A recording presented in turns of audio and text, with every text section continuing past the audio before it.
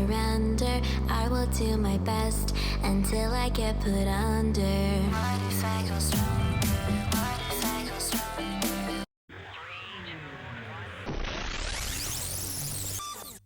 Hey guys, and welcome back to my channel. This week's look is inspired by the astrological sign Capricorn. At the end of last year, I thought it would be cool to start essentially a year-long series in 2017 in which every month I do my take on the corresponding star sign. Capricorn is a mergoat, and since my looks are from the shoulders up, I did the goat portion. If you like this look, please give it a thumbs up, and if you want to make sure you don't miss a single video from me in the future, hit that subscribe button. And if you do decide to recreate any of my looks, please tag me on social media because I truly love seeing all of your recreations. As always, all of the products, my social media, and the music used will be listed in the description. And with all of that said, let's get into the tutorial. I thought I'd switch things up a bit this week and include mini tutorials of how I made my accessories since you guys always tend to ask. Let's start with the horns. I used a little craft saw to cut a floral wreath in quarters. I mapped out the basic silhouette of the horns with Sharpie. Then I used my saw again to remove the large excess area.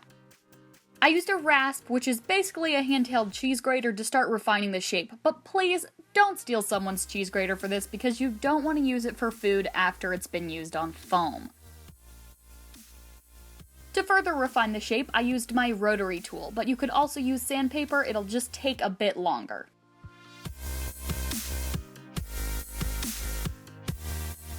Then I took my saw again to angle the bottom edge so they'd sit at the right angle on my head.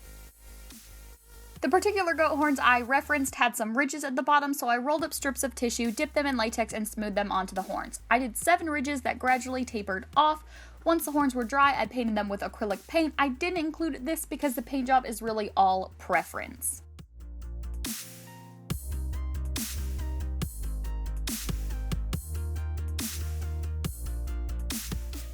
For the ears, I found a picture of a goat that I liked and mimicked the shape as best I could so that when the pattern is folded, the ear will have that little upper edge, if that makes any sense at all.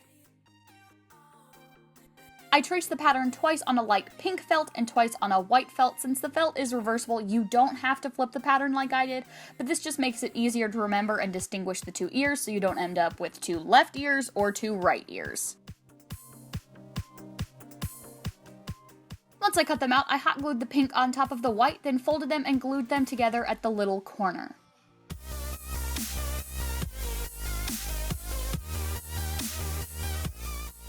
When they're done, you can attach them to a headband, or you can do what I ended up doing and just attach a bobby pin to them so they can be easily attached to your hair or wig. Now onto the makeup portion. And hey look, yet another new tube top. I start by applying a latex prosthetic I made with Pros-Aid adhesive. And be on the lookout on Friday because I'll be posting a tutorial on how I make this style of prosthetic. It's the same technique I use for all of my FNAF prosthetics.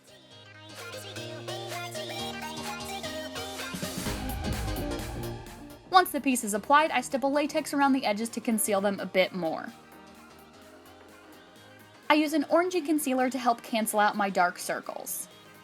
Then I apply foundation all over my face and the prosthetic.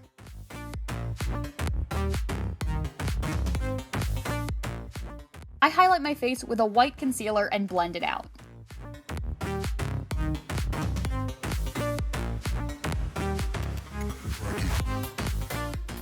Then I set my face with powder. I contour my face so it will appear more elongated like a goat and less round like my potatoey self. And of course, I blend out the contour so it doesn't look too intense. I highlight my cheeks and brow bone with a very light gold. For the eye look, I begin to define my crease with a light brown shadow. I deepen the crease with a deeper brown, concentrating on both the inner and outer corners because I'm going for a bit of a halo eye. I use the same browns to shade the inner and outer corners of my lower lash line. I pat a gold shadow on the centers of my lids and on the center of my lower lash line. Then I fill in my brows with a slightly warm brown shade to go with the blonde wig I chose for this look. I fill in my lower lip with a metallic red lipstick because Capricorn's lucky stone is garnet.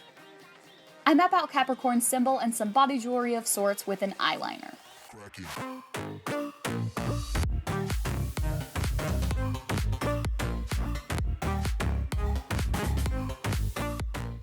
I trace all the body jewelry lines with gold body paint.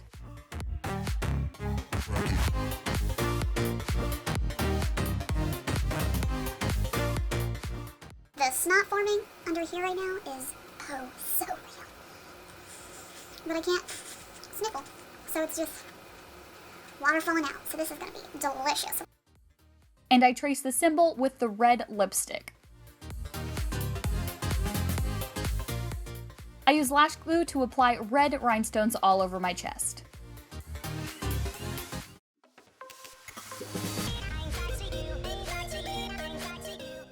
To make the jewelry appear as if it is three-dimensional and on top of my skin, I create a shadow beneath it with a cool-toned brown eyeshadow.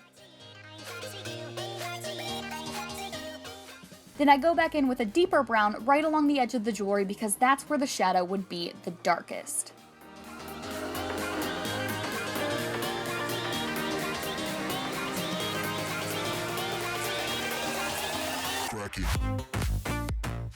I use black eyeshadow to shade my little goat nostrils.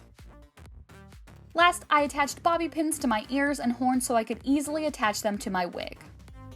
Thank you so much for watching this week's makeup tutorial. If you'd like to see the picture and lip sync of this look, head on over to my Instagram to check them out. And keep an eye out on Friday for my tutorial on how to easily make prosthetics at home. Also, I realized that last week I forgot to do a shout out in my video, so this week's shout out goes to Miraclaus here on YouTube. She actually commented on my last video saying that she had missed me during my holiday break, which I thought was super, super sweet. And I promise that I will not be going MIA again anytime soon, so do not worry. If you want to be next week's shout out, then all you have to do is be active on my social media. I hope you have a great rest of your day, and I will see you on Friday. Bye, guys. Congratulations, you have made it to my end screen. Click that top link to watch last week's video, or click that bottom link to check out a video that YouTube's robots think you'll like. And if you want to make sure you don't miss a single video from me, click that little circle with my face in it to subscribe.